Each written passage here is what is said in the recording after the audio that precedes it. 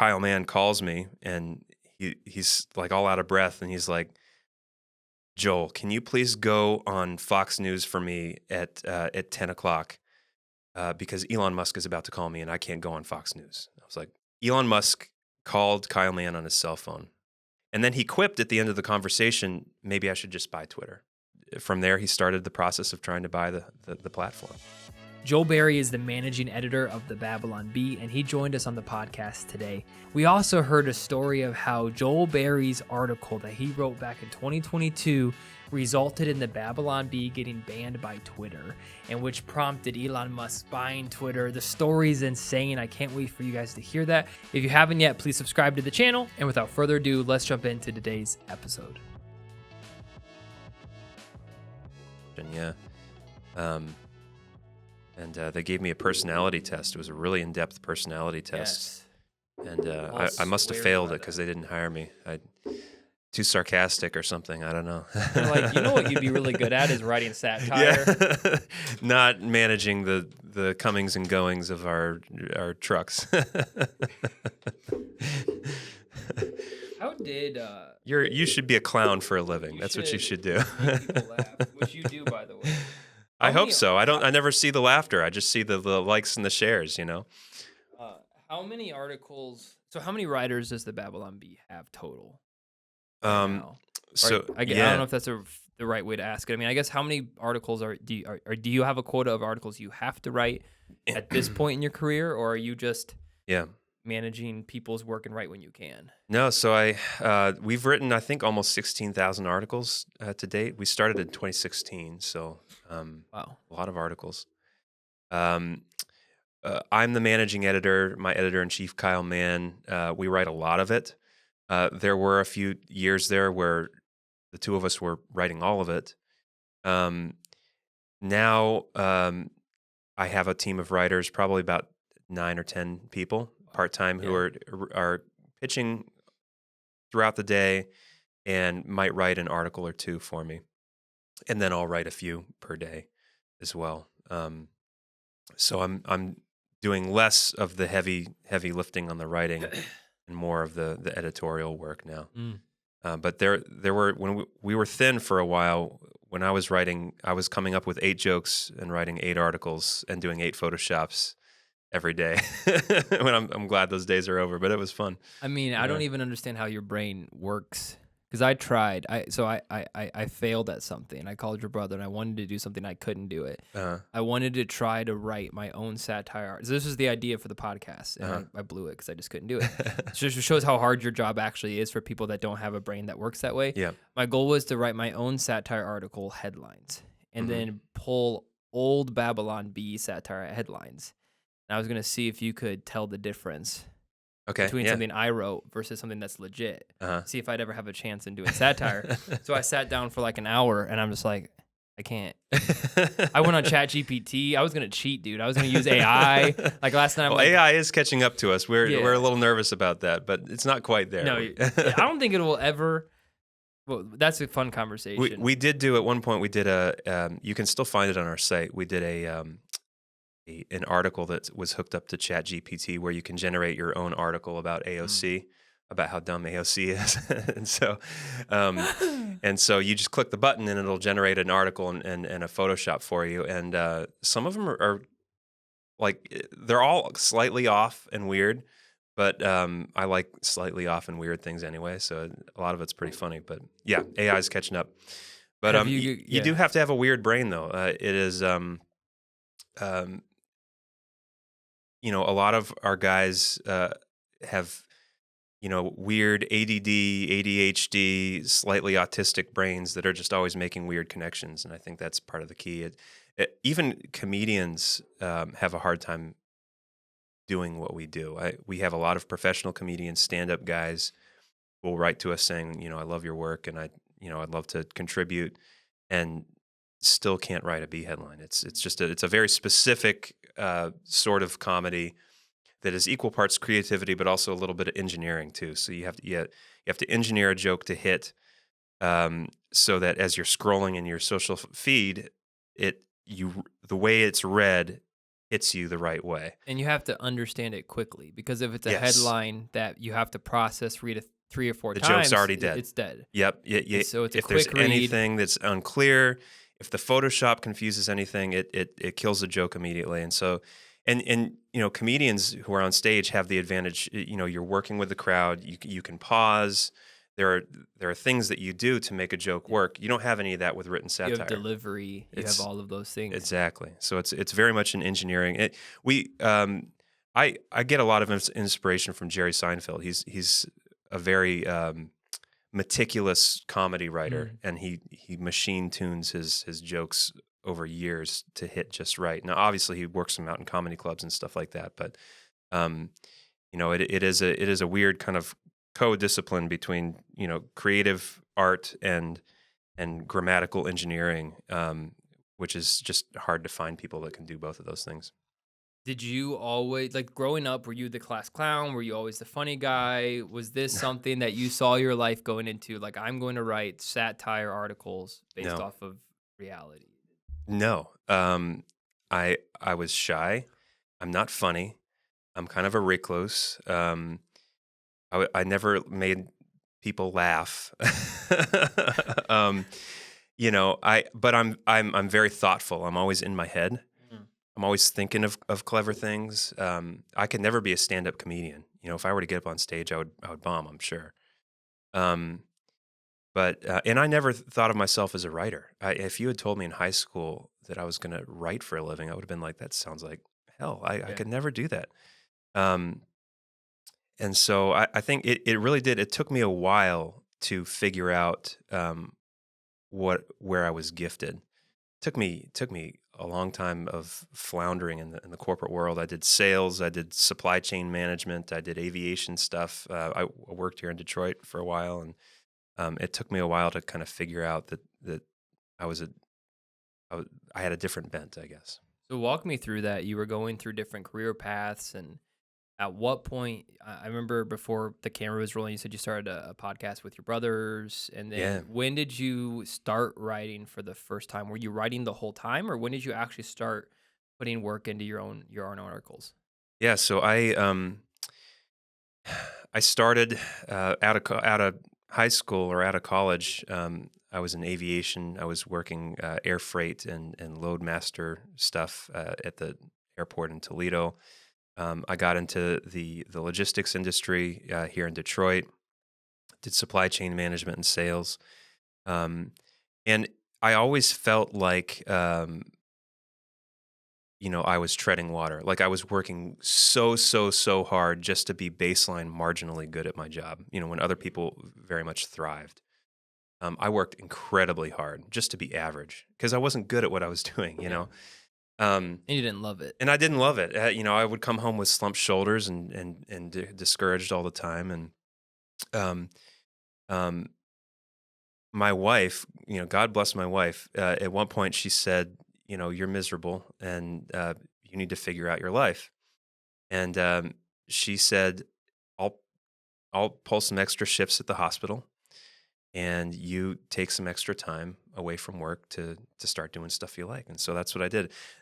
Another thing that a piece of advice I got, from someone, I heard this on a podcast actually.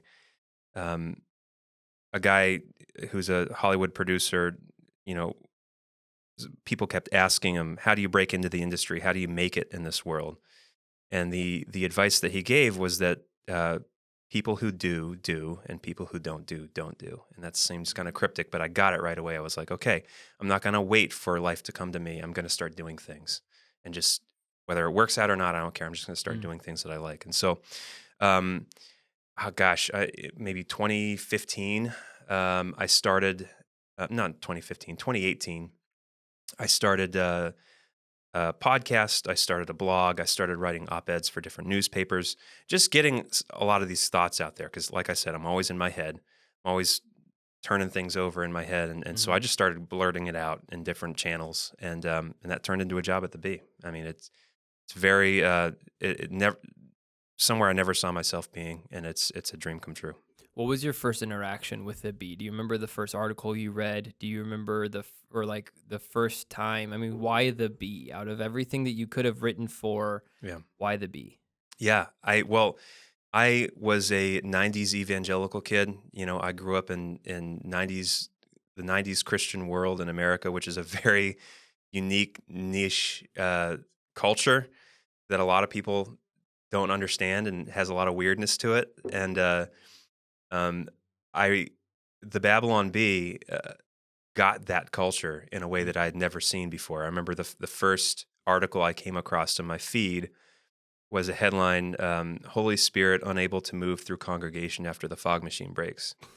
And I was like, this is amazing. Who are these guys, And so early on, my attraction to it, and I think a lot of people's attraction to it, was just the fact that there were these really funny guys writing jokes, making fun of the Christian world from Mhm. inside the Christian world. They Yeah. understood it.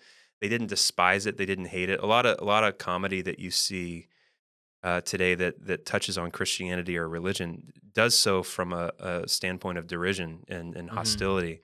And this wasn't like that. There was love there and affection. And so I think me, like a lot of people, really glommed onto it.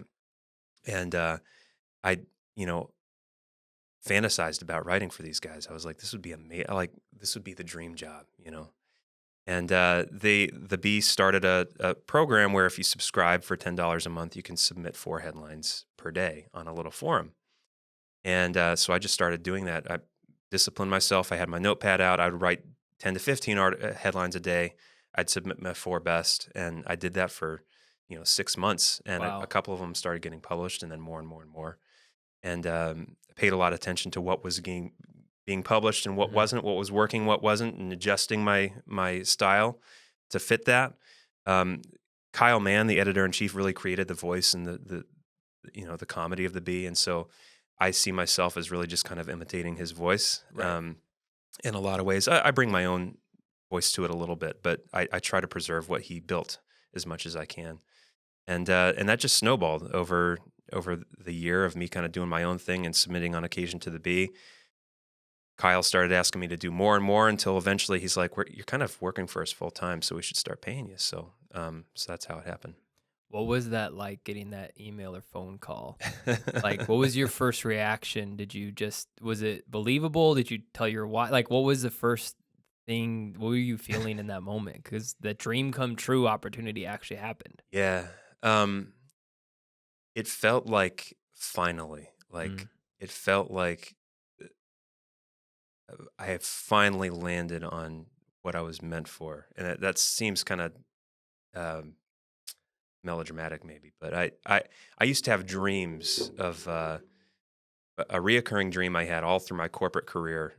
I would have this dream all the time. Is that um, I was walking down a hallway, and there was a big bright light around the corner of the hallway, and there was something waiting for me there, and I had like cement shoes or my feet were stuck in the floor and I just couldn't get there. I couldn't quite get Mm. there, but there was always something there around the corner. I kept having this dream over and over again. And when I got that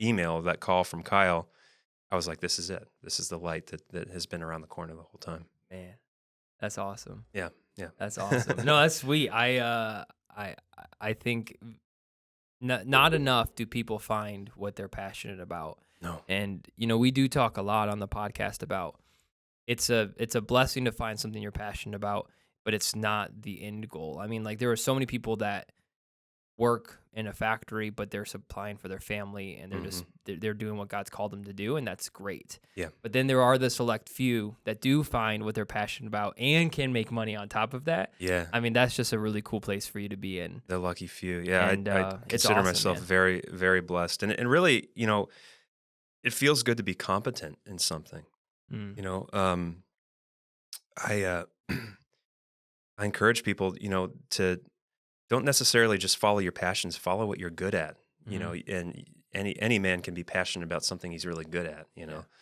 Um, and sometimes it takes a little bit of trial and error to figure out what that is, but find out what you're good at, find out where your gifting is, and follow that hard. Do you remember the first article that got published that you wrote? or one of them? Yeah. Remember the headline? Yeah, actually, it was so my wife and I were driving to church one morning, and we passed a Subaru on the main road there to church, and the Subaru had two bumper stickers on the back. One said "coexist," and then on the other side of the Subaru, it said "resist." And I was like, "That's kind of funny, you know." Yeah, Like, yeah. there's something there. There's a joke there, and that's what comedians do. They're always looking Yes. around the world. They're looking for idiosyncrasies and inconsistencies and hypocrisy. And so I came up with this joke that I forget what the exact wording was, but it was like a brand new bumper sticker that's reversible, so you can go coexist or resist depending on who the president is in office. That's hilarious. And so that was my first published headline. And I was so thrilled that I got that headline published. I actually made the bumper sticker for real. I found a manufacturer in Australia that made double-sided magnetic like magnets. I mean, it's smart. That's a good business. I got the coexist and resist on opposite sides, and I sent a couple of them to Kyle, along with a satirical form letter from the CEO of this bumper sticker company, and I was the CEO of this bumper sticker company, thanking the Bee for publicizing our new product and stuff like that. And so that was kind of my first. And First.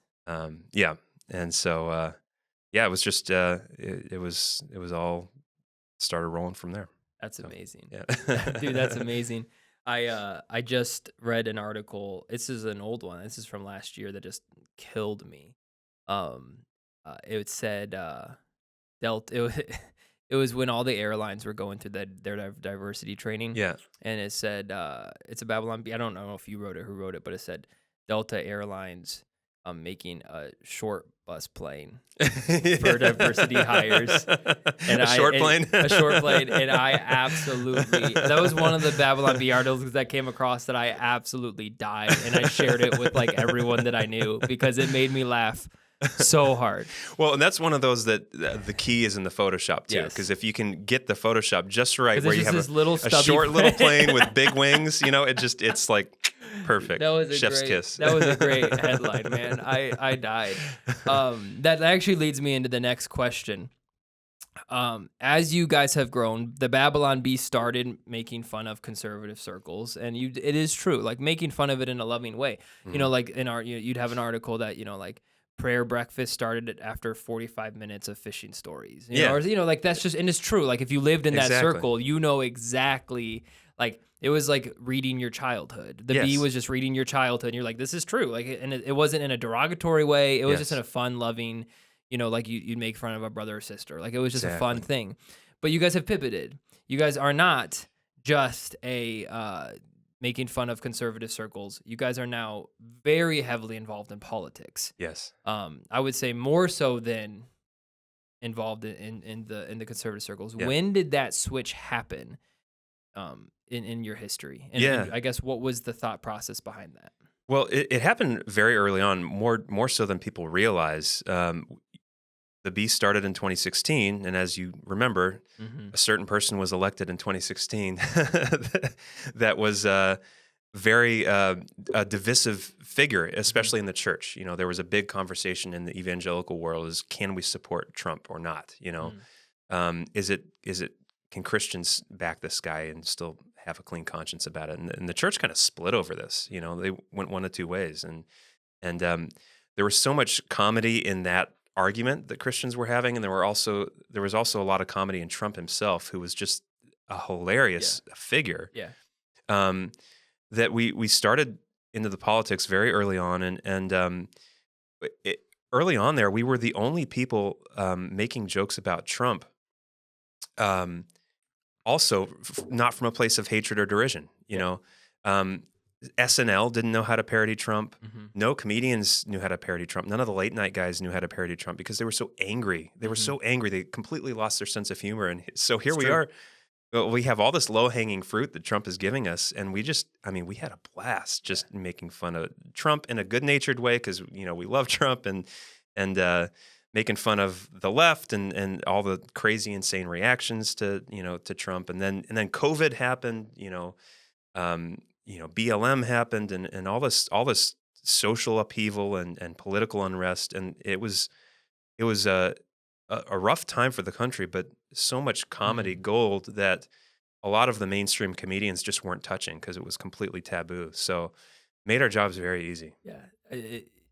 I mean, you listen to things that Trump says, and you're like, "Is this satire or reality?" Like sometimes I feel like he can give you your headline Yeah, just by yeah. listening because he's hilarious. Shane, I don't know if you know who Shane Gillis Oh is, yeah, yeah. but Shane, He kind of does the same thing. he's recently correct, and I do Mm. think Babylon B paved the way, even potentially for boldness and making fun of both sides equally. I think so too. Um, I think we paved the way in a lot of ways that we don't get credit for. I think people don't want to acknowledge that the B was at the cutting edge of a lot of this stuff. yeah, But I see a lot of comedians making jokes now that the B was making 4 years ago. yeah, and That's it was that's fine. taboo. It was you don't make those Yeah, jokes, yeah, but like Shane said something about Trump. He's like, "Hey, I think enough times passed that we can all admit that Trump was hilarious." yeah. You know, and then I don't care with this upcoming president if he's in jail or not, but he has to debate, man. Like, let him debate. Hannibal Lecter him. Yeah. Out to the front, take off. And it was just hilarious because it's true. Like, Yeah. I remember being in college when Trump was going through the whole the campaign trail, and it started with him being at the very bottom, Yeah. and people were like, "This is a joke," Mhm. and then all of a sudden, the steamroller started coming, picking up steam, and I remember just being like, "This dude has a chance." Yeah, yeah. And then next thing you know, he's leading, and next thing you Yep. know, and I think one of the things that turned on some people to Trump was the same thing that turned off people to Trump, and he just didn't care. I mean, Yeah. he said what he was going to say, and he Yep. did not mince words. Now, whether you liked what he was saying or you disliked what he was saying or how he said it, that's one of that makes him such a good right and just a polarizing figure. Is Yeah. he just says what he to say, Yeah. which in Yeah. a lot of ways, I think more politicians. That's what we wish politicians would do. Yeah, I always thought that was kind of amusing that I think for a long time, I feel like people would always say, I wish politicians would just speak the truth and speak their mind and say, Mhm. enough with this political jargon. Then we finally got someone like that, and people were like, oh, How oh. dare he? It's like, this is what you And wanted. you might not even agree with what he's saying, Yeah. but you can't get mad at the fact that it's just he saying what he believes. It's hilarious. Yeah. Yeah. And he's really like, he's not an ideologue. He's a guy who sees broken things and wants to fix them, Yeah. and it's really the central thing is he's like, this sucks, this sucks, this sucks. I'll make it better, Yeah. and it's like, it's very compelling. Yeah, it is. It is. It was just, I just remember the whole just being like, wait a second. And then be like, am I going to vote for this guy?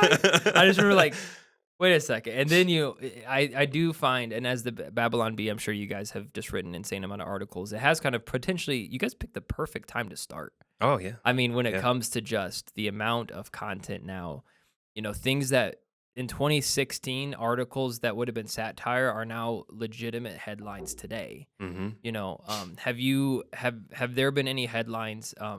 There's something we're gonna go to in a second, but basically how there were like 100 Babylon Bee headlines that actually ended up coming true. I have the article pulled up. We'll talk about that in a second. Yeah. Yeah. Has it become more difficult with time to write satire because of how crazy the world has gotten? Because it seems like I can read a CNN headline and it feels like it's satire. Yes.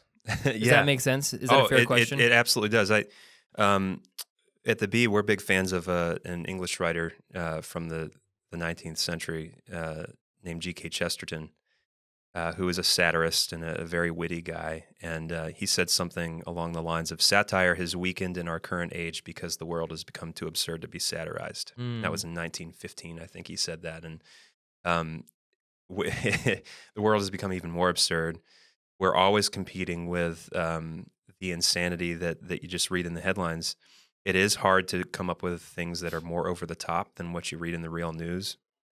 And a lot of times, I mean, we're so up to the minute now, where we have times when we'll write a headline and that headline comes true the next day, sometimes that day.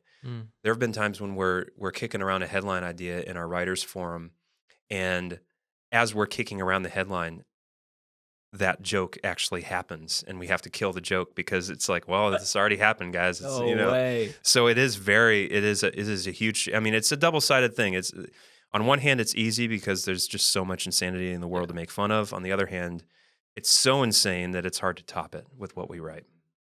I heard I want to get into that in a second, but before I do so, I heard a rumor and I wanted you to touch on this for a second.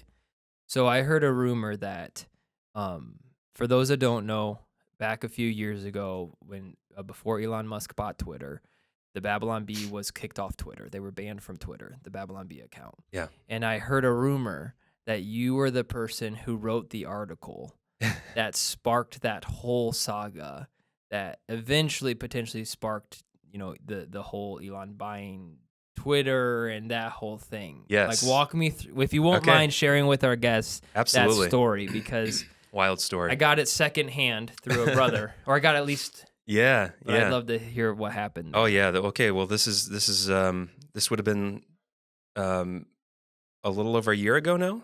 Has it been or 2 years? Gosh, Probably I don't even. 2 2 years now. potentially. I can't even remember. When were we kicked off to Twitter? It all blends. I live day to day in the news cycle. I forget the years.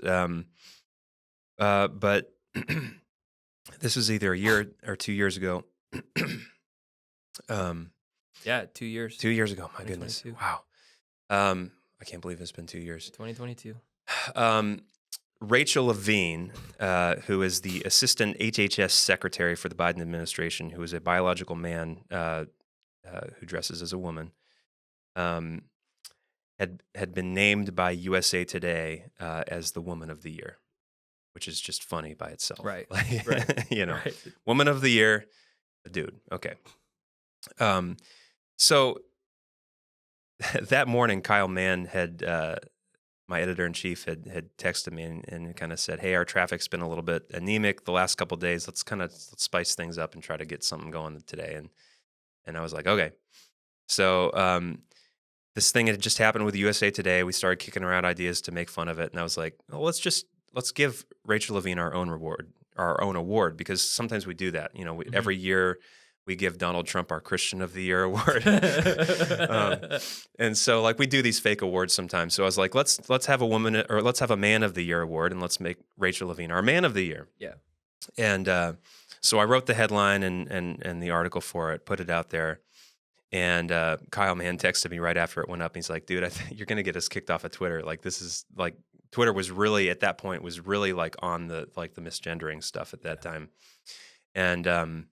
And sure enough, I think the next day or a little bit later, we were suspended from Twitter, and had a meeting with the leadership and the owners. What are we going to do about this? We had the option of are we going to? Well, Twitter gave us. This is what Twitter told us. They said you can delete the joke, and then you have to check this box saying that you participated in hate speech. So not only do you have to delete the joke, you have to acknowledge that you did something wrong. Acknowledge that comedy was hate. Exactly. And that was too far for us. Yeah. Leadership decided we're not deleting the joke. If we lose our platform, if we lose our business, so be it. I feel like this is like the red line where we're not going to cross this. The truth is too important. Free speech is too important. And I admire the leadership for taking that stand. And so we decided not to delete the joke. We remained suspended, for a while.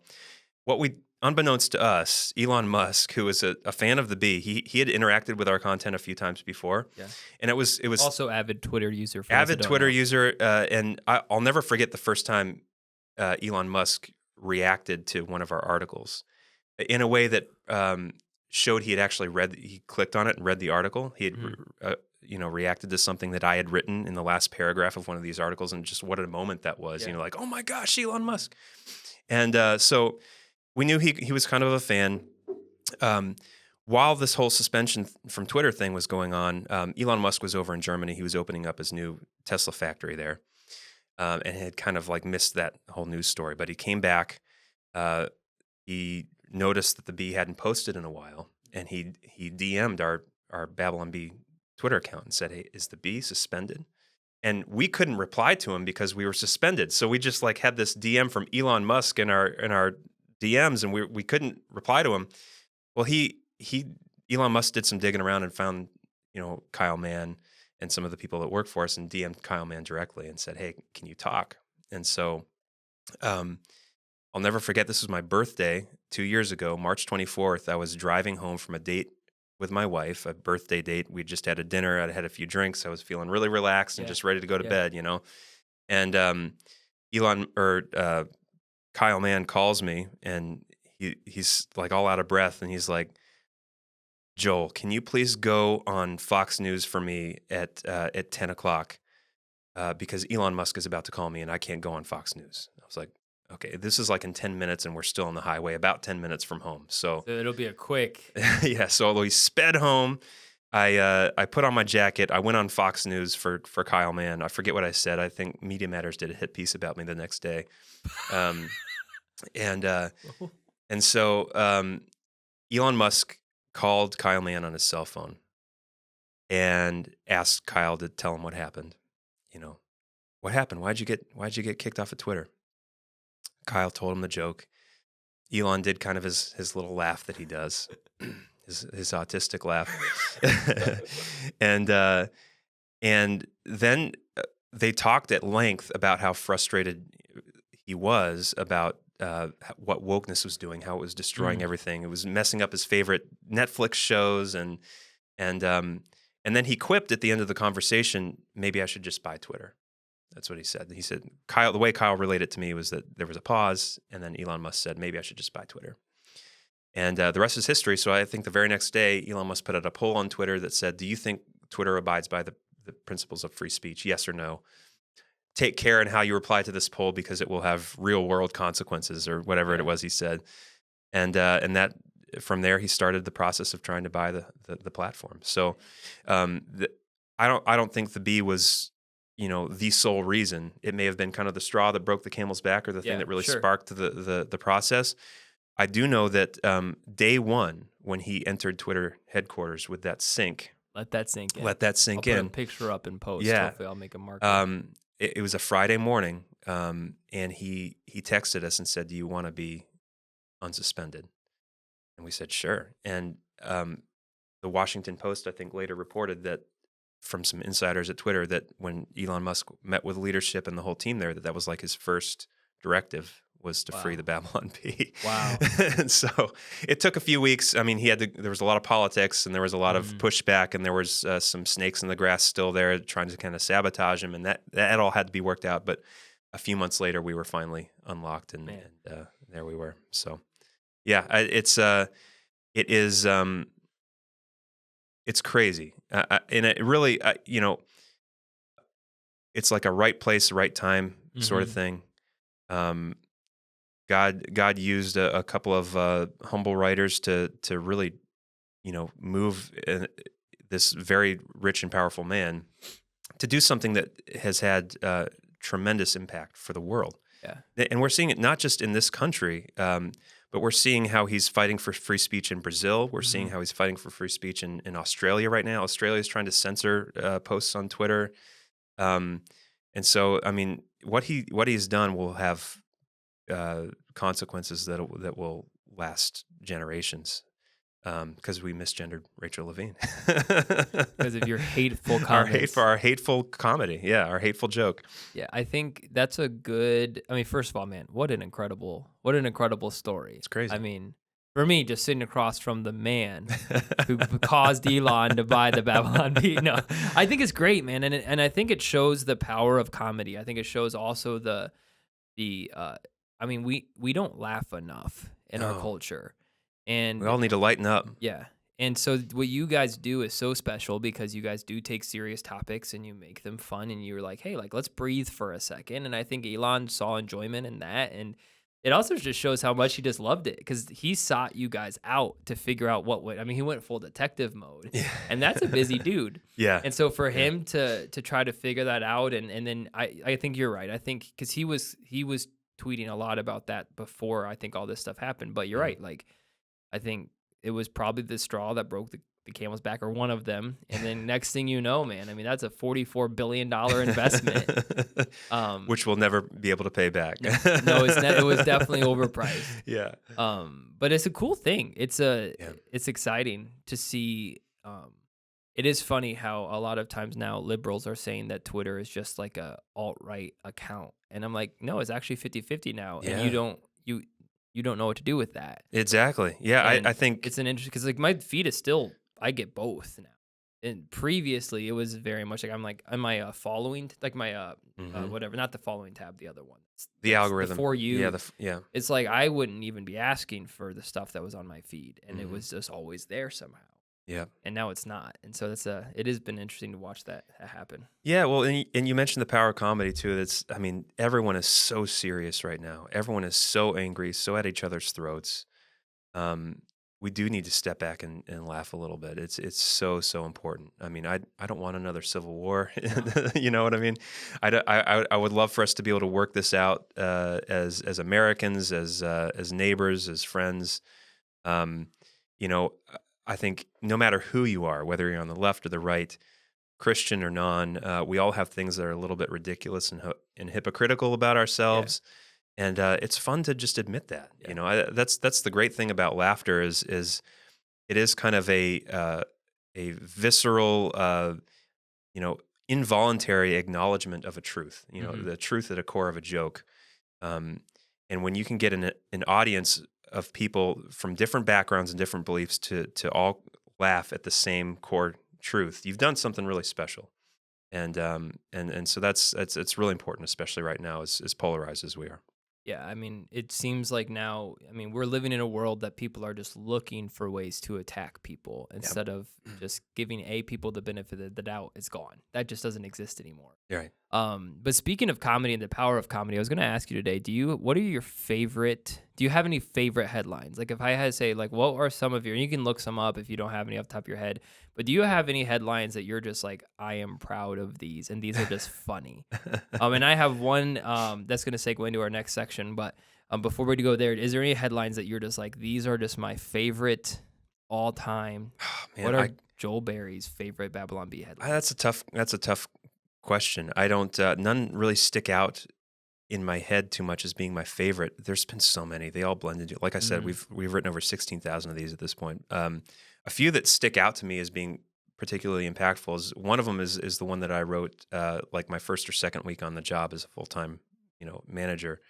Um, this was one where Ruth Bader Ginsburg had just died, and we had LeBron James and his basketball team wearing little lace judge collars to honor Ruth Bader Ginsburg. I forget what the headline is, but it was they all wear these special. And I photoshopped these lace collars on these basketball players. And the thing that I loved about that one was it went mega viral, but Mm. mostly on the left because they thought it was true and they thought it was really, really inspiring. So,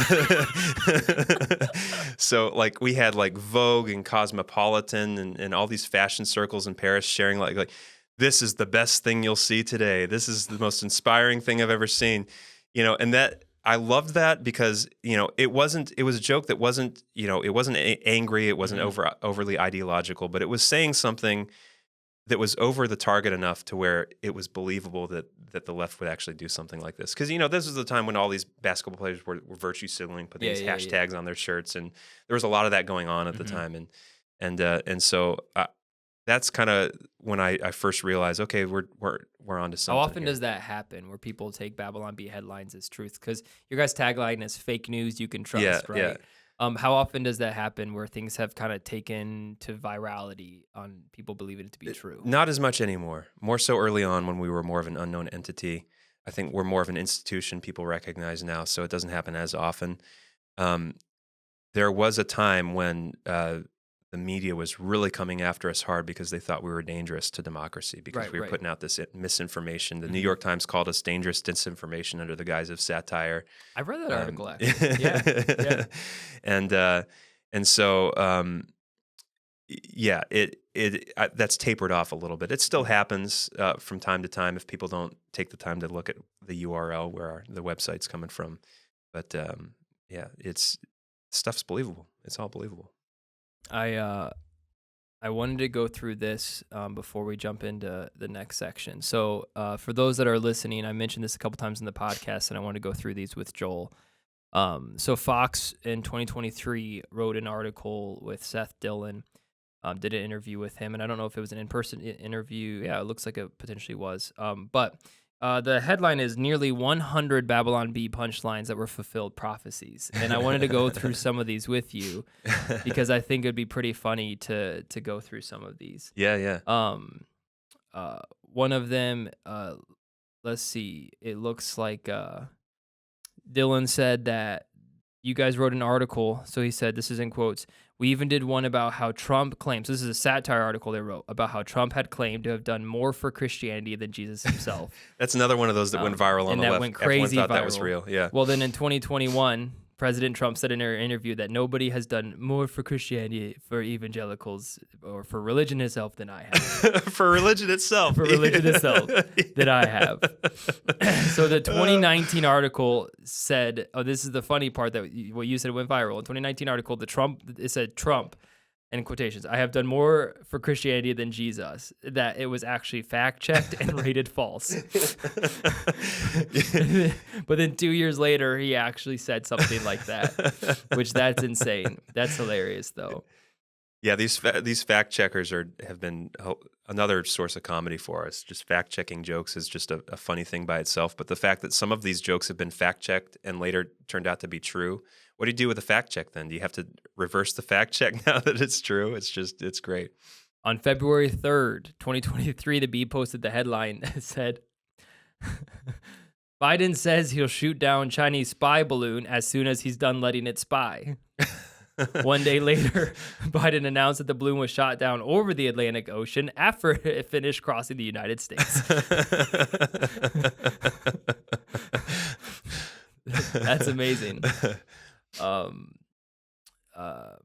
Let's see. There's some more in here. Another one of my favorites was we had a headline where Kamala Harris was having real problems with likability and ratings, and so we had a headline where Kamala Harris was taking likability lessons from Hillary Clinton, and a few weeks later there was an actual headline where Kamala Harris's team was consulting with Hillary Clinton's team on how to make Kamala Harris more likable from the queen of likability herself, Hillary Clinton. I don't know anyone that doesn't like her. Actually, she's just amazing. Yeah. And last one I'll read, because there's just so many here. This is hilarious. But in 2022, the Bee joked about the economy with the headline, 9 reasons not to worry about the tanking economy. This is 2022, so this is after COVID, and this is when the economy, very real concerns about recessions. And then just 2 days later, though, the Washington Post published the headline, 7 ways a recession could be good for you financially. We were off by 2 reasons, but yeah pretty close. That's amazing, man. And I think what this does show is how crazy the world has gotten when satire articles are matching with real just news articles. Yeah. Do you, at what point have you just, because you're in the industry, I mean, you see this stuff. At what point have you just realized that news organizations are just, I mean, are there still good news organizations that are pushing truth, or is everyone just there for clicks? I mean, I think as an average consumer, and I would say, minimal conspiracy theorists, I enjoy. It's easy to believe now that there's no good source for honest news. It's true. I agree. And have you found there to be smaller websites, smaller companies that you've actually found that give an honest look at what's really happening, or is it just so owned by corporate media that it just doesn't exist? Yeah, all the mainstream media, as far as I'm concerned, I mean, the internet has done a lot of, it's been done a lot of good things. It's been it's been a new Gutenberg printing press, for free speech. You can't keep inconvenient narratives down anymore. That's been great. The downside is that it has turned a lot of these media organizations, legacy media, into clickbait farms. I mean, they're going for the clicks. There is a new model kind of emerging, and this is what the Babylon Bee does too, is this subscription-based model, where you have news organizations that are, if you like our content, if you like what we're doing, subscribe for however much a month and let us earn your business. There's a downside to that though too, because then if you're not careful, then you start playing to your audience. They're paying because they're the ones paying, and Right. you're giving them what they want. I think that's a trap anyone can fall into, whether you're a media organization or even an independent journalist, like Tucker Carlson. If you're not careful, you start to let your audience dictate what you talk about and how you talk about it. You have to, if you're going to be a journalist today, um, you have to have a driving force within you that transcends all that. You have to really care about the truth. And if you don't, you're going to get led along, these other paths. And so we try at the Bee. We try to be loyal to the truth, and we tick a lot of people off. We tick people off on the right. We tick people off on the left. We get right wingers calling and unsubscribing because I don't like that joke you told about right wingers last week. But we never want to fall into this trap where we're trying to placate the people who are paying the bills. Our loyalties to something higher than that, hopefully. So, with that being said, have you guys write a lot of very polarizing headlines but they are polarizing. Yeah. And I'm sure that over the almost decade now, 8 years since the Babylon Bee started, 2016, right, is when you said that they started. It's 2024. You've pissed off a lot of people along the way. The Bee has probably ticked off a lot of organizations along the way. There's 2 questions here, and you can decide which you want to answer first. The first question is, are there topics that are taboo in the Bee that you guys have said just for the health, like being funny with comedy is one thing, but then causing intentional problems is another? Have you guys ever said, you know what, we have found that this type of comedy has actually caused problems, so we're not going to jump in here? Or has that not happened yet, to where because it's satire, you guys feel the freedom to talk about whatever?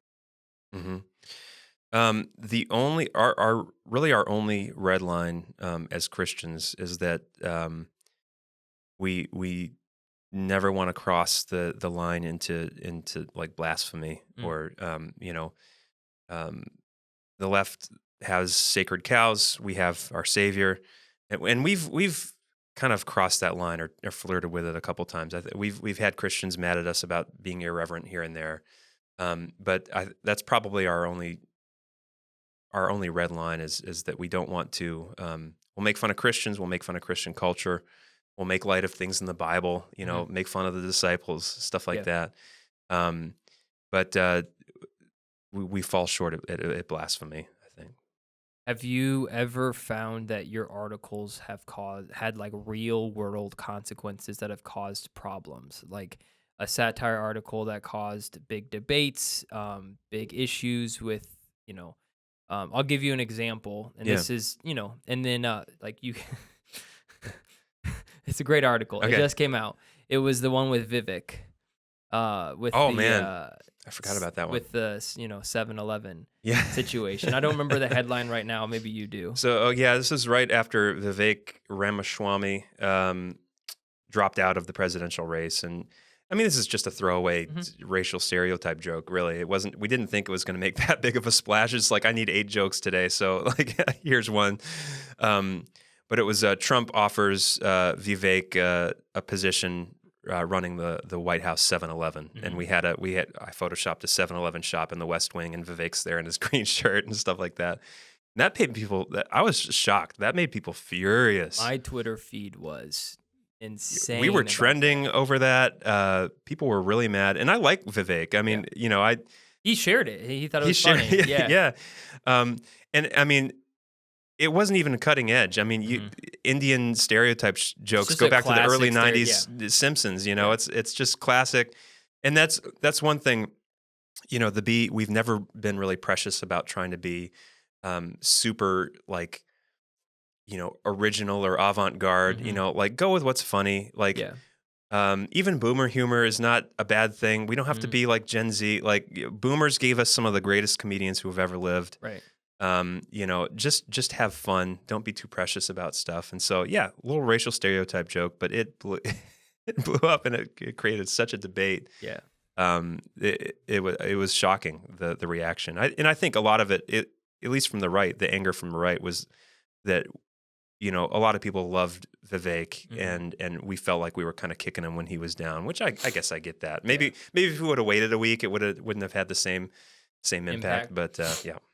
So then, with that being said, has there ever been a time when you guys wrote an article that caused such an outrage that you're like, because under comedy, there's tons of freedom, Yeah. but there are still consequences for comedians saying things. Yes. You could have intentional harm when it comes to a comedian making fun of, let's say, like Shane Gillis does a lot of autistic jokes. Yeah. There might still be the group of people that are offended at some level when it comes to certain groups. And I Yeah. know we live in a world where everyone's offended at everything, so you can't really live there. Yeah. But has there been jokes that you guys have put out that was put out with good intentions, but then you realize, you know what?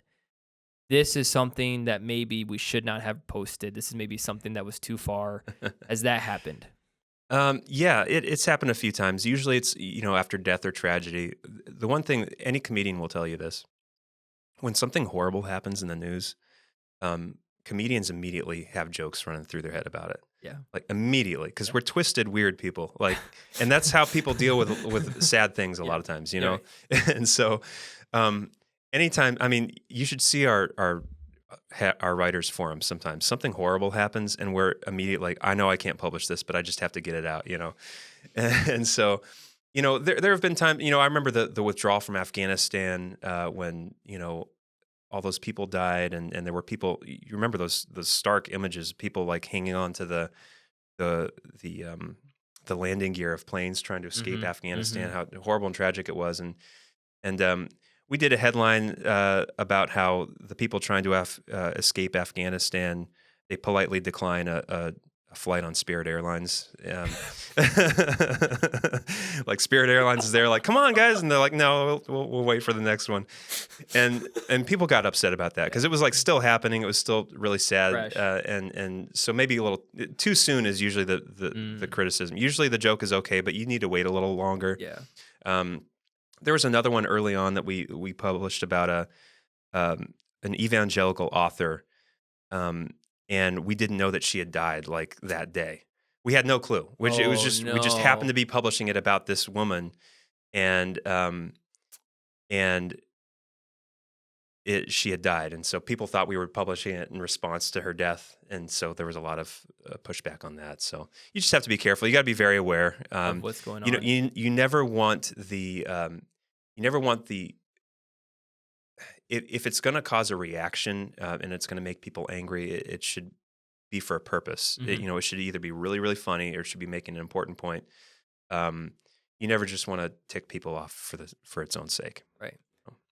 That's a crazy. That's a great headline though. For those that we haven't flown Spirit because I am again one of those people that just won't fly Spirit. Our friends, you fly Spirit once and then never again.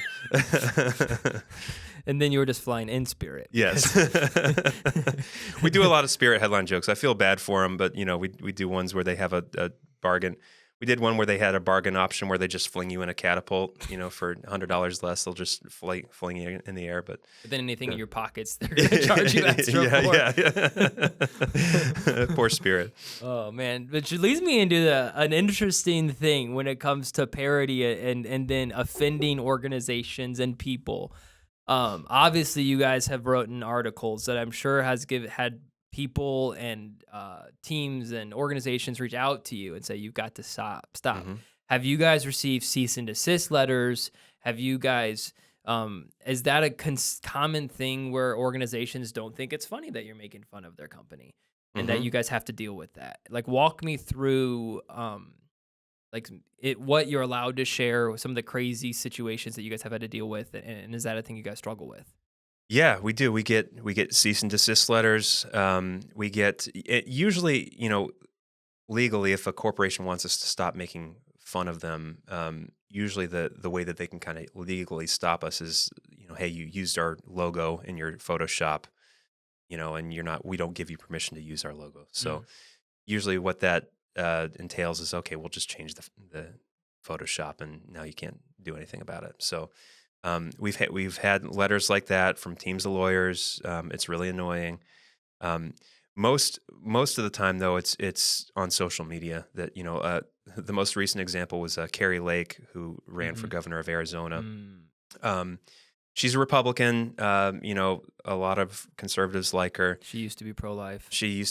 And she kind of came out as more pro-choice, and that created a lot of anger in her fan base. And so we did a headline that was Carrie Lake announces plans to lose another election, but also while supporting baby murder. And so her team got so mad. Her team started. I saw this. Yes. They had a big back and forth with Seth or with Kyle or someone, right? They said that this is their criticism was this is invalid. Carrie Lake's War Room. Yeah. That's the Twitter account, by the way. Invalid satire is what they called it. This satire is invalid, and that was the funniest thing. Did our satire card did we max out our card and it got declined? And so we had so much fun with just that phrase, invalid satire. So we responded by posting a job. You can see it on our Twitter feed now. We're actually hiring, offering $65,000 a year for a satire validator to make sure that we don't anger any politicians with our satire. So gotta make sure that stuff's valid, man. Gotta make sure it's valid. Our canons are pointed in all directions. Yeah. We're Christians. Obviously, we have a point of view. We have a certain worldview. Yeah.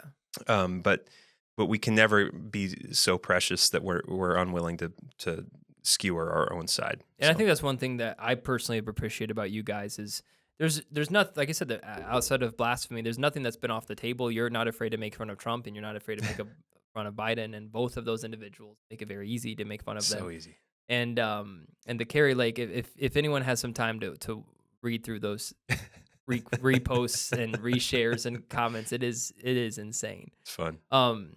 Have you? I know that you told me, and I don't know if this is something you could probably talk about, but tell the people if you can about the Awana situation. Oh man, I forgot about that. So for those, let me preface that. Most of my listeners probably have no idea what Awana is when I say what Awana. You got to explain. So let me explain Awana, and then I'll let you take over. Yeah. So in evangelical circles, Awana is a kids program that is a lot of churches take part in. That allows kids to be brought up through the faith of what we believe. So it'll make it fun. So it's you memorize Bible verses, you do this, you get vests, and it's a whole program that's uniform across different churches. So you memorize verses, and you'll get little badges for each verse. And you have a little vest, and Sparky is the mascot, and you get your little Sparky outfit, and then some church. I didn't even know this, by the way, because our church growing up, we didn't really partake in Awana their national organization. Yeah. But they have Awana Olympics. Yeah. They have it's a big just evangelical cool program for kids. And so anyway, so that's what Awana is. So tell me about the joke you guys made with Awana and Yeah. So we this was at a time when Trump was kind of having these awkward attempts to endear himself to the evangelical world, and it was always so off and hilarious, but also kind of endearing, and he obviously knows nothing about Christianity and the Bible, but we had a headline that was Trump proves how evangelical he is by showing off his fully completed Awana's vest. And we had a Photoshop of Trump wearing his red Sparky vest with all his Bible verses on it, and standing there with that Trump look on his face, all proud of himself. Just such a classic, Trump, you can, and Awana sent us a cease and desist letter over that. They were so mad because I think this was also during a lot of the racial tension in 2019, 2020. Yeah. And they were concerned that Trump being associated with Awana would hurt them in their ministry, and I saw where they were coming from, I guess. But Seth, our owner Seth, he's just he's such a belligerent cuss, you know. He just Yeah. immediately is like, nope, Yeah. I'm Now gonna stop. tweet this out and make it public. That's hilarious. Though. I died when you told me that on the phone before when we were talking about the podcast. Yeah. Like that was the funniest thing I've ever heard because I could just imagine how great of a picture, and I'll put that picture up and post too. Oh my gosh, 'Cause yeah. that's a great headline. Classic Trump. I mean, man, the fact of just your guys' brains work in such a unique way, and you guys just find gold, and it's just great, man. And Yeah, I think it's fun. and like I said before, in a world where comedy is lacking, and I have seen an uptick in comedians recently in the past year be a lot more bold with not being afraid of woke culture. I think actually Chappelle was one who really pushed the needle here, Yeah. where he did not back down from the transgenderism Yep. issues. They tried to cancel him multiple times, Yep. you know, and Chappelle's like, come at me, you know? Yeah. And so it's been Bill a Maher's cool, another one he's been saying some good things. Yeah, he's been saying some same thing, good things. In the next episode, he says some insane things. So you Yeah, never know what you're going to get from Bill. exactly. But it's been cool to watch more and more. I mean, then you have people like Shane Gillis, and I Mhm. love the comedy scene. I don't think I told you this, or you know this because I mentioned this in one of the episodes, but I've been writing my own comedy sketch. So Uh-huh. my goal this year is to do one stand-up routine. Nice. Downtown Detroit. Ooh, So I nice. have 3 jokes fully fleshed out. They're like 5-minute jokes. Let me I'm know. trying to I'll get- see if I can be there. That would be fun. Yeah. We have. I have one. So I have. My whole life, I've wanted to be a comedian. As a kid, I called it a comedian because I didn't know how to actually. I was like, I want to be a comedian. Comedian. Yeah, comedian Dillon. And so with being a podcaster, the next thing you have to do is you have to be a comedian. Like every famous podcaster is Yeah, also a right. comedian. That's Like, the next yeah, logical step. That's the next step Yeah. for me. Is just I have to. So I'm like, I told my wife, I'm like, hey, you know what? I started a podcast. It's done good. I have to be a comedian now. So I've been working through writing jokes. Nice. I have an adoption joke, which that's good because I'm adopted. I don't Okay. know. Yeah, You know yeah. That. You know that. So I'm adopted. I have a very good, a dark. I think it's. I'll give you a test. You can tell me if this is funny Okay, or not. all I'm not right. going to go through the we whole have thing. we have a connection that goes way back, by the way. I We don't do. know. Yeah. I mean, you want to share your that? your mom was my kindergarten teacher, Mm-hmm. and my little brother used to have play dates with your big sister It is true. way back in the day. It is true. There's actually a picture of them yeah, having a play date. yeah, that's right.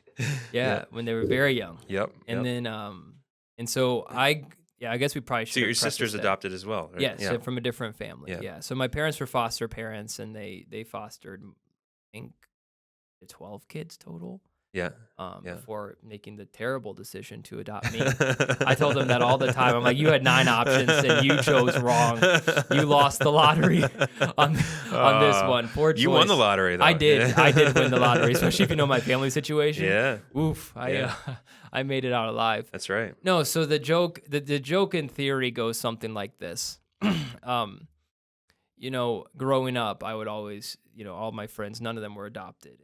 We'd be at the lunch table, and you'd have my friend who would complain about his mother all the time about packing him the wrong lunch. And so one day, my friend's like, man, my mom hates me. She never gives me the sandwich I want. My mom hates me.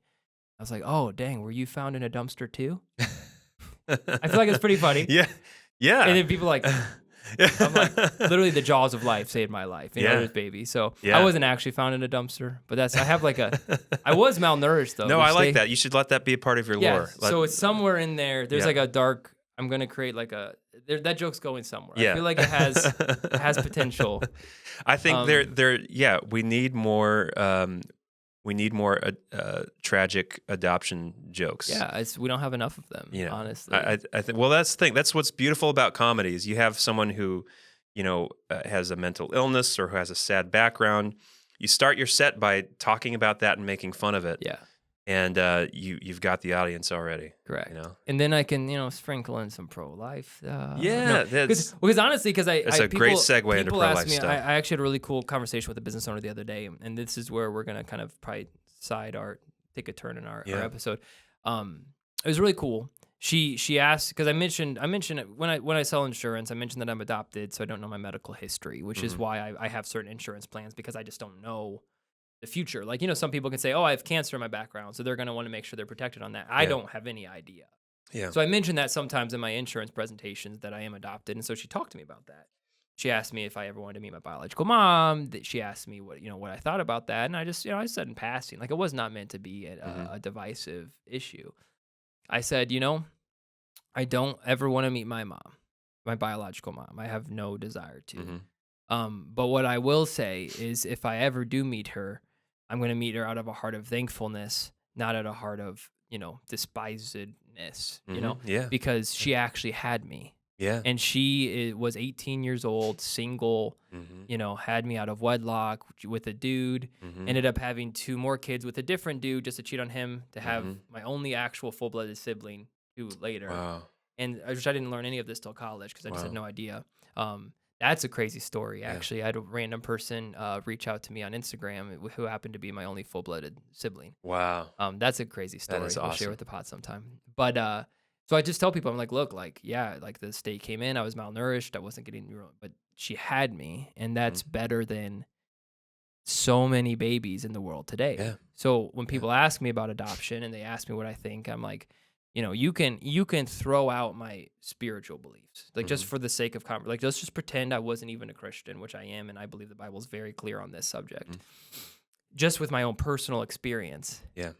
I believe firmly that if I was born today, statistically speaking, there's a very high likelihood I would have never been born. So the one thing I always say to people is like, I have the utmost respect for my biological mom because she actually had me. Yeah. Yeah. And so I mentioned this to this business owner, and then that obviously, this Yeah. person was not as inclined in the pro-life, so that took a turn. But I do think with comedy, and I go back to this, comedians have a very innate ability to speak truth Yes. and lace that into their comedy. Well, and I think comedy, there is an innate pro-lifeness to it, in the sense that a lot of comedy comes out of tragedy and Mhm. brokenness. Um, there's even kind of that running joke that like you can't be a good comedian unless you come from a messed up Yeah, past. yeah. Like if your upbringing is to That's true of rappers, by the way, too. With any yeah. rapper, you have to have a terrible childhood. Yeah, but and that's kind of a line of jokes that we tell a lot at the B, just kind of making fun of um the inconsistencies of like the pro-abortion thinking. Like Mm. one of our headlines is that I think it goes something like "close call. This baby was almost born into poverty, but his mom killed him just in time." You know, and like it really people don't when you're looking at someone in the face who came Yes. from that, and they had the flesh and blood, and they're standing before you. It becomes a lot harder to take that position of if someone has a hard life, then it's better off that they were just aborted. You know? Because that is an excuse you hear a lot. Yeah. That's an Yeah. excuse you hear a lot. Um, which leads me into a question that I wanted to ask you. And by the way, I wanted to clarify one thing I said. It does matter what's in the Bible. I was saying Yeah. for example, this specific issue means so much to me, not only because what Scripture teaches that baby's life matter, an unborn baby, that God sees them as life, but it also just matters more to me because of my actual experience. Absolutely. Just want to clarify You're that I living was proof. not Yeah. I wasn't saying it was not important. It's very important what the Bible says. I'm just saying that my life experience matters It's more. real in a much more personal way to Yes, you. Mhm. very much so. And so when I do talk to people that are pro-choice, and I have probably 80%. I mean, I live in Detroit. Of course. Probably 80% of my friends are. Um, they have no clue what that means and how Yeah. how that can impact someone when people talk like that. Which leads me into my next thing I'd love to talk about, and we can we're doing great on time.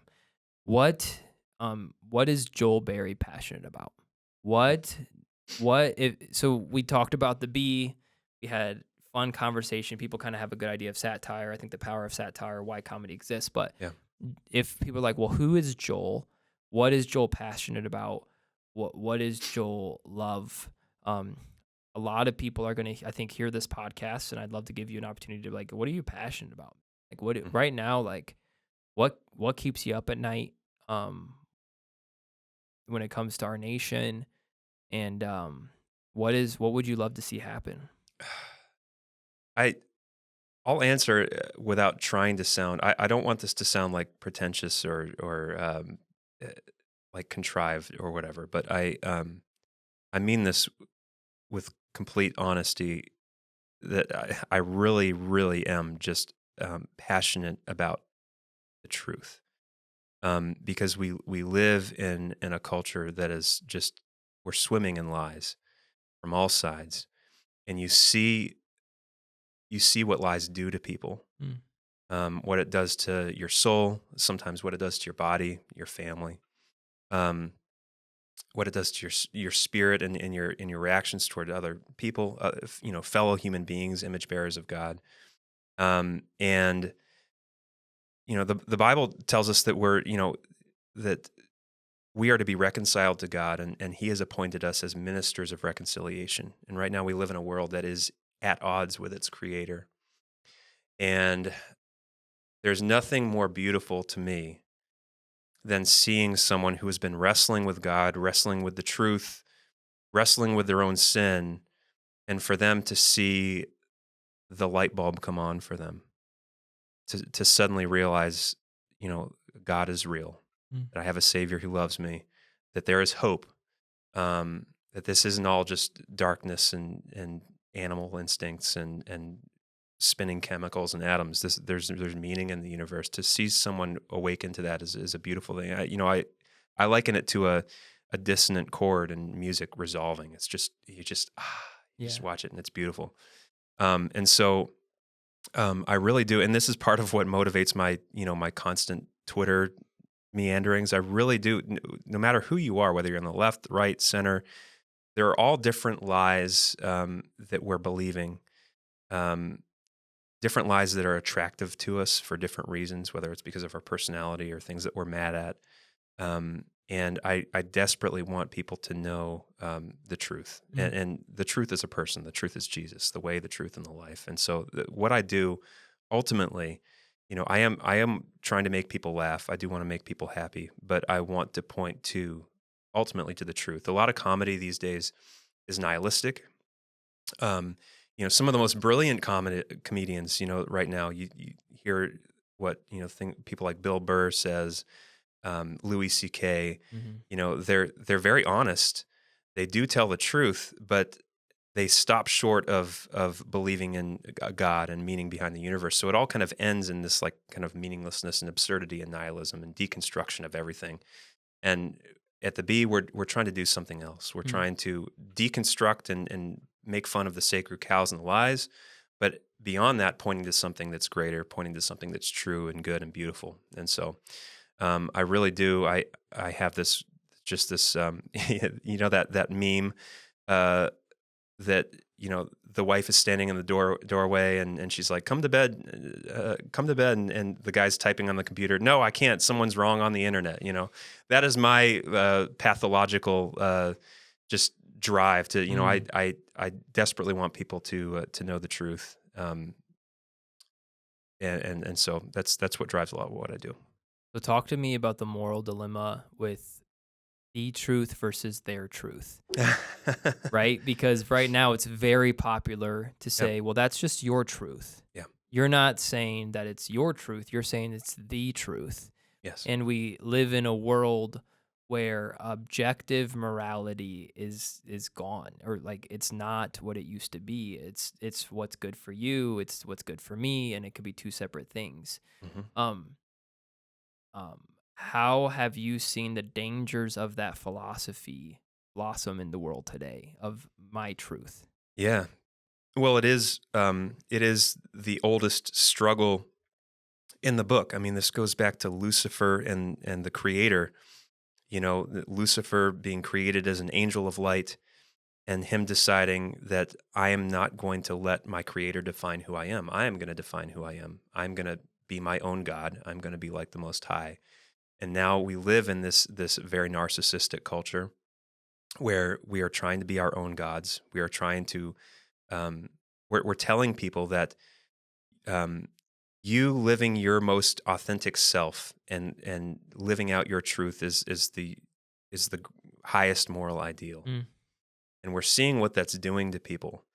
We're seeing what it's doing in the transgender movement, with people destroying their own bodies, and their own lives and leaving their families. We see what it's doing in the political world with narcissists and hypocrites, misleading people.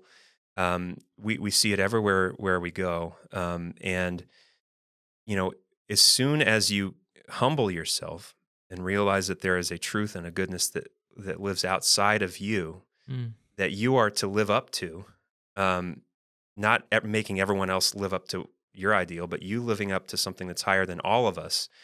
It puts human beings on an equal playing field, and it humbles us, and it also points us to something. It points us to our Creator, and mm. so um, we need more people pointing to the Creator. So with that being said, there's two other questions that I had today, in follow up to that. Let's talk about Christians, Christians and or even conservatives when it talks about being bold with the truth, because I think with cancel culture, with woke culture, um, the minority screaming very loud right now. Hmm. I still believe in America.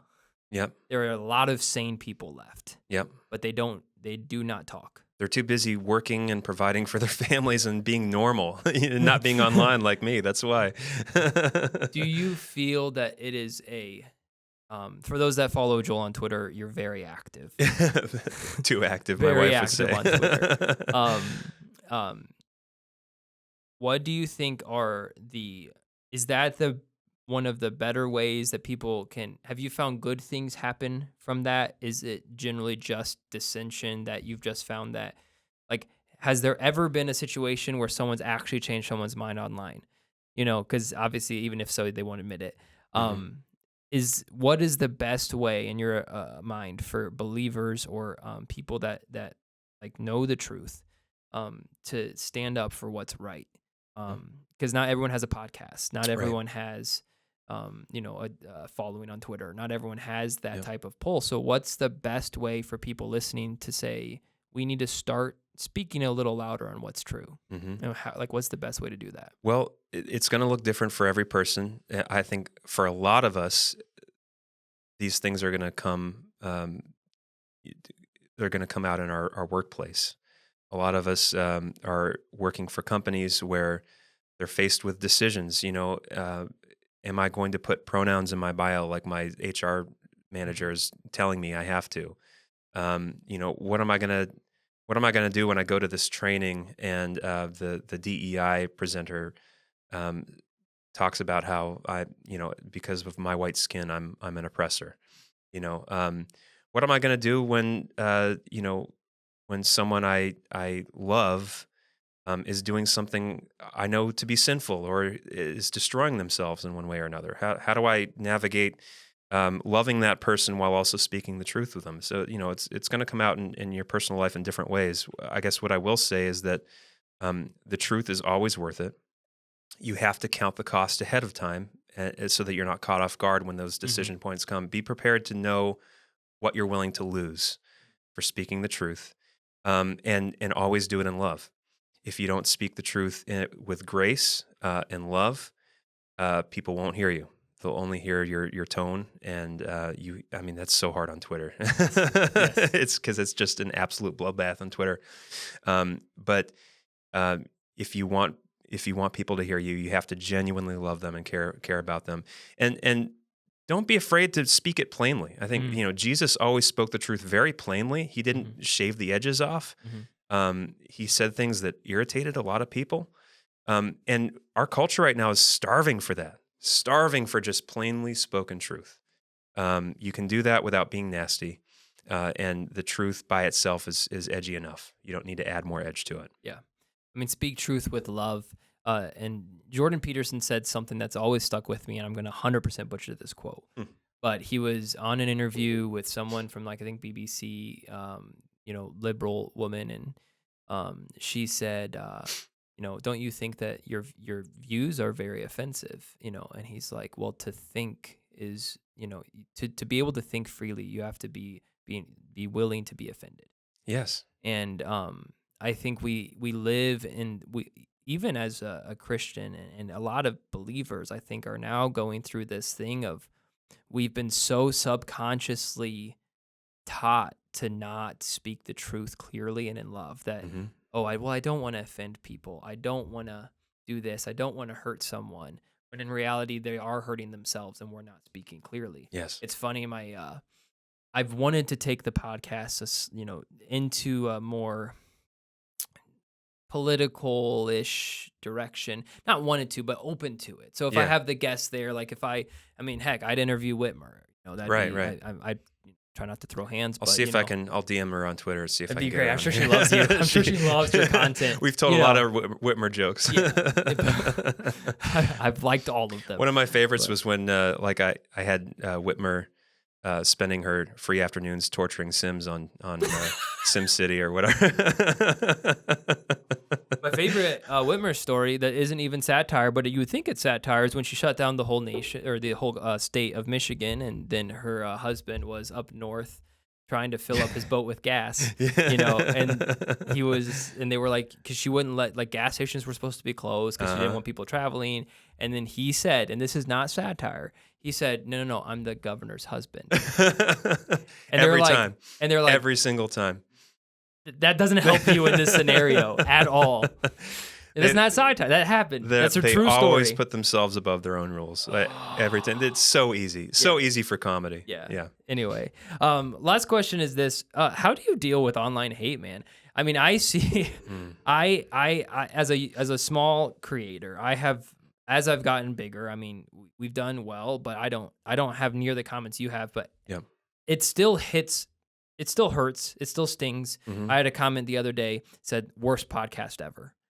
No idea who this person was. Yeah. It's not the worst I've heard way worse. Could have been a bot for all you know. Yeah, but I'm like, it didn't feel good. It's not like motivating. It's terrible. I had another comment the other day. I was talking about how I've grown the podcast as fast as we have, and one of the ways has been with YouTube Shorts, and I was talking about how I get views, blah, blah, and someone just commented, "It looks like you eat your views, fatty." Which great comment. I just commented. I was just like, "That's great. Thank you for making me laugh. That's a good one." But you deal, I would say, with a lot of visceral hate online, attacking you as a person, who you are, your character. You've had hit pieces written against you. Yep. How do you deal with that? Does it bother you anymore? Did it bother you, and it doesn't as much now? It used to bother me a lot more. Not so much anymore. You do kind of have to let it roll off your back, and you have to remember that a lot of people who are very online, it is so easy to make that disconnect when you're interacting online. I've been nasty and disrespectful to people online, and in a lot of ways, receiving the hate that I do has made me nicer than I used to be, because I know how it feels to be on the receiving end of it. So it's made me a much more careful person in the way I engage with others. I try to have grace on the people who speak this way online, remembering that there is that kind of that wall between us. And if I were to meet them in person, they would probably be nice. We'd probably be able to have a nice conversation. Yeah. But we're in this environment where everyone's trying to one up each other and clap back and who can come up with the most creative insult. It's a culture that kind of can bring out the worst in the absolute best person. I a while ago tweeted something of it. The line from Batman where Harvey Dent says, you either die a hero or live long enough to see yourself become the villain. I shared that picture of Harvey Dent, and I changed this quote to say,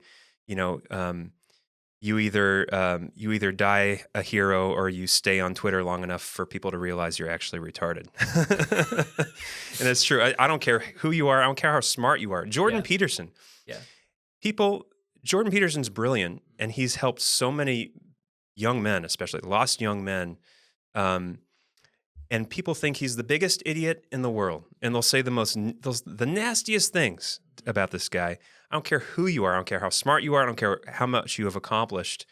There's always going to be the peanut gallery. So you just have to remember that.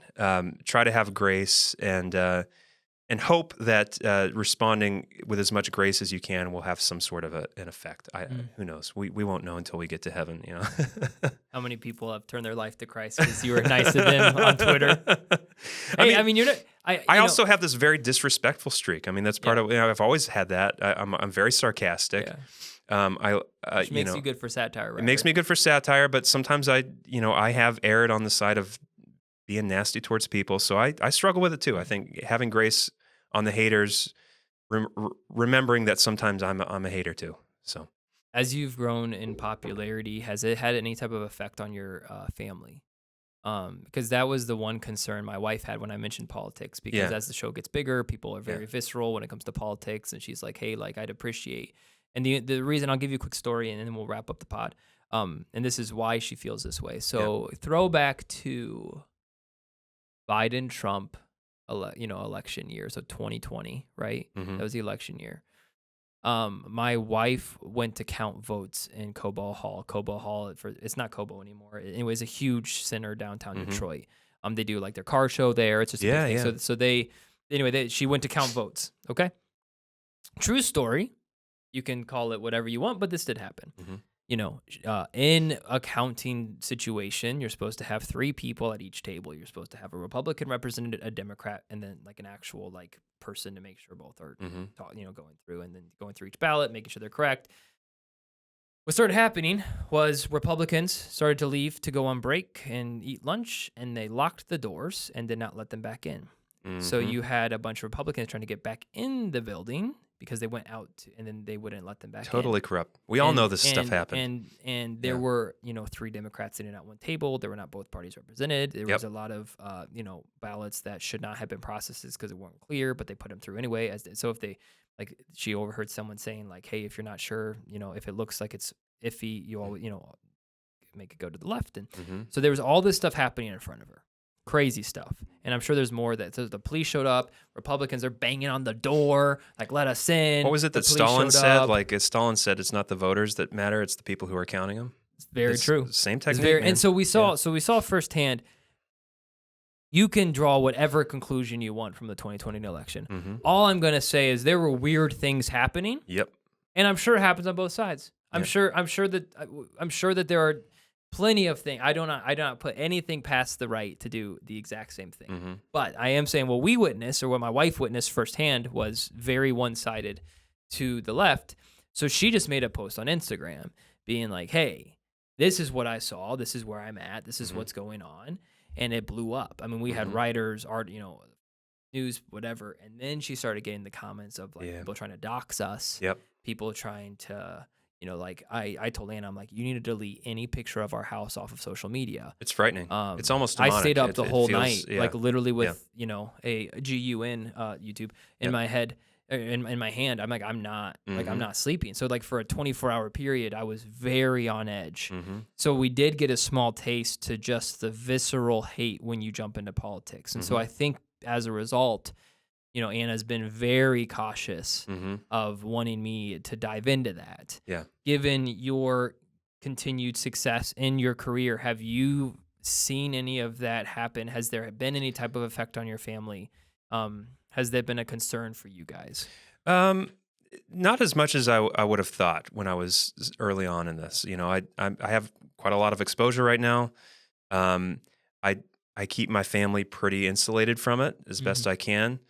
And I don't come home every day and tell my wife all my hate comments. All the nastiness. And I tell my wife to stay off my Twitter. Please don't read my Twitter because it'll distress you. Mhm. So she doesn't. She's off of it. But I've had a few people try to dox me, and I've been able to shut it down. Haven't really run into much of an issue, honestly. People are a lot more bark than bite, especially online. Mm-hmm. You're not going to run into serious issues unless you're like a prominent politician. Yeah. Those guys are a lot more exposed than we are. So, Doxing, for those that don't know, is Yeah. basically people trying to get your real address and do something to you in real life. yes, And that could be calling the feds on you. That Yes. could be showing up. I mean, just doxing is really just the point of trying to get your real address Right. and cause some sort of distress. Right. For those that don't know what it is. yep, exactly. For a lot of people, doxing just looks at people will put in threats and Mhm. like you'll have this, FBI show up at your house. yeah, Yeah. And a lot of that happens to a lot of streamers and stuff like that. Yeah. But I think people were like, "What's doxing?" yeah. There. No, it's a real thing. It hasn't been that bad, Yeah. honestly. It hasn't been that bad. Seth, my boss, is a little more famous than I am, and he's gotten some of it too. But it's not that bad. You got to be careful. You got to be smart about what you post online, and Yeah, it's not bad. Well, I'll tell you what, this is, I think, a good way to wrap up the podcast. Is there anything before we do that you want to promote, anything that you'd love to let my listeners know where to find you, that you have going on? I know that you have some exciting stuff in the pipeline that I don't know what you're sharing on that. But... Sure. Well, we got a lot of exciting stuff in the pipeline. The Babylon Bee is trying to get into more entertainment, TV, and movies. We have a bunch of scripts in the pipeline. Movies are very hard to get made these days, but we'll see. We have a book coming out this fall, right after the election. This will be the Babylon Bee Guide to Surviving the Apocalypse. So no matter what happens in November, I'm sure there will be a lot of people who think the world is ending, and this is your complete guide on how to survive the end of the world. So you're going to want to pick up that book. Our books are very funny. They have a lot of pictures. You can pretty much open up to any place in the book and find jokes. We have a few fake documentaries in the works. We have a few movies in the works. BabylonBee.com is where you find us. If you want to subscribe, I mean, we're completely subscriber supported. That's how we pay our bills and feed our families. So we appreciate your support. We desperately need it. If you support us, you get a free book, you get a free gift, you get to submit headlines to us. That's something a lot of people don't know. Is there is a headline forum. You can submit 4 headlines a day. I do read them. We do publish some of them, and that's how I got my job at the Bee. So if that's something you're interested in, subscribe to us. $10 a month. You can submit headlines and join the community at the Babylon Bee. Yeah, so for any writers out there that want to, be any type of entrepreneur, this is like a really cool opportunity for you to get your work out there. And for those that have appreciated the conversation today, I know this was a blast, man. I mean, I feel like we could talk for another 3 hours. Yeah, we could. That's the danger of podcasting is trying to, as a host, decide when we got to pull the plug. Because otherwise, if I open up a new can of worms, we just This is how dudes bond, Like if we didn't have mics here, it would be weird. We got to have mics here, otherwise it's and gay. Some coffee, and we're good to go. So if you want to support the Babylon Bee, I'm going to put the link in the description to subscribe, so you guys can do that easily. If you want to get Joel's thoughts more, he is on Twitter, very active. I don't recommend following me. You will be disappointed. You will not be. It's a great follow, but you will know what Joel thinks, and that's the beautiful thing. So if you want to follow Joel's socials, if he wants, I'll put that down there. Please subscribe to the Babylon Bee. They're doing great work, and I think, as you guys saw today, the importance of comedy, satire, and truth in today's culture it means a lot. Joel, thank you, man. This was a blast. Thanks for coming on the show. Oh, it's a pleasure. And please, guys, if you haven't yet subscribed to this channel, subscribe to the Babylon Bee, and we'll see you guys in the next episode. Thanks, man. Appreciate it. Cool. Nice, man. Woohoo! All right.